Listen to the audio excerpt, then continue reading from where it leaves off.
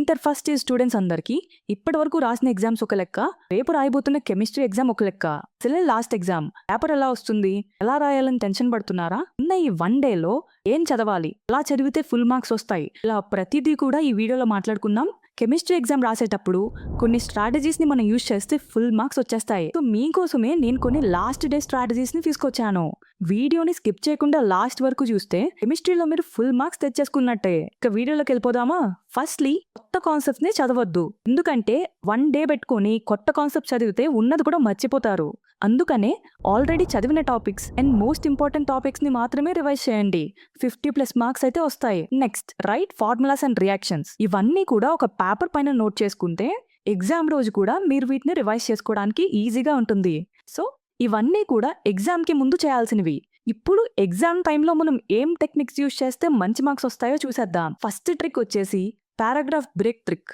మనకి కెమిస్ట్రీలో theory portion ఎక్కువ ఉంటుంది కాబట్టి ఆన్సర్స్ రాసేటప్పుడు మొత్తం ఒకటే పారాగ్రాఫ్ లో కాకుండా డివైడ్ చేస్తూ రాయండి, లేదా పాయింట్ వైజ్ రాసినా పర్లేదు. ఇలా చేస్తే ఎగ్జామినర్ చూడడానికి కూడా నీట్ గా ఉంటుంది.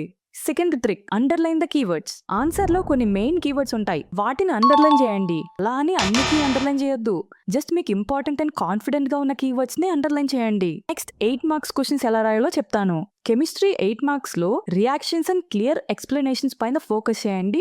ఫార్ములాస్ ఉంటే వాటికి ఒక బాక్స్ డ్రా చేయండి. 2 మార్క్స్ క్వశ్చన్స్ రాసేటప్పుడు కొన్ని పాయింట్స్ లాగా రాయండి. మోస్ట్లీ థియరీ కాబట్టి ఇలా రాయడం వల్ల మనకి ఈజీగా మార్క్స్ పడిపోతాయి. నెక్స్ట్ ట్రిక్ ఏంటంటే స్పేస్ ట్రిక్. మీరు ఆన్సర్ లో ఏమైనా పాయింట్ గుర్తు రావట్లేదు అనిపిస్తే కొంచెం స్పేస్ ని వదిలేసి మిగిలిన ఆన్సర్ రాసేయండి. అలా అని గుర్తు రాకపోతే ఆ స్పేస్ ని అలానే వదిలేకుండా ఏదైనా రిలేటెడ్ రియాక్షన్ ఆర్ ఫార్ములా రాయండి. కెమిస్ట్రీ ఎగ్జామ్ ని ఎప్పుడు మీరు VSAQs తో స్టార్ట్ చేయొద్దు. LAQs, SAQs, VSAQs. AP వాళ్ళు ఉంటే 1 మార్క్ క్వశ్చన్స్ కూడా. ఇలా రాస్తే చూడడానికి బాగా కనిపిస్తుంది, ఫుల్ మార్క్స్ కూడా వేసే ఛాన్సెస్ ఉంటాయి. ఇంకా లాస్ట్ గా ఏమైనా రియాక్షన్స్ గానీ ఫార్ములాస్ గానీ ఎగ్జామ్ కి వెళ్లే ముందు కన్ఫ్యూజన్ లో ఉంటే అవి బాగా బట్టి పట్టేయండి. ఎగ్జామ్ సెంటర్ లో క్వశ్చన్ పేపర్ ఇవ్వగానే రియాక్షన్స్ అండ్ ఫార్ములాస్ ని రఫ్ పేపర్ లో పెన్సిల్ తో రాసుకోండి. సో దట్ ఎగ్జామ్ రాస్తున్నప్పుడు గుర్తు రాకపోతే రఫ్ పేపర్ లో ఉన్న రియాక్షన్స్ చూసి ఆన్సర్ లో రాయొచ్చు. సో ఇలా నేను చెప్పిన స్ట్రాటజీస్ ని గానీ మీరు ఫాలో అయితే కెమిస్ట్రీ ఎగ్జామ్ లో మీరు అనుకున్న మార్క్స్ ఈజీగా వచ్చేస్తాయి. ఈ వీడియో మొత్తం చూసిన తర్వాత ఇంకా మీకు ఏమైనా డౌట్స్ ఉంటే కామెంట్ సెక్షన్ లో అడగండి,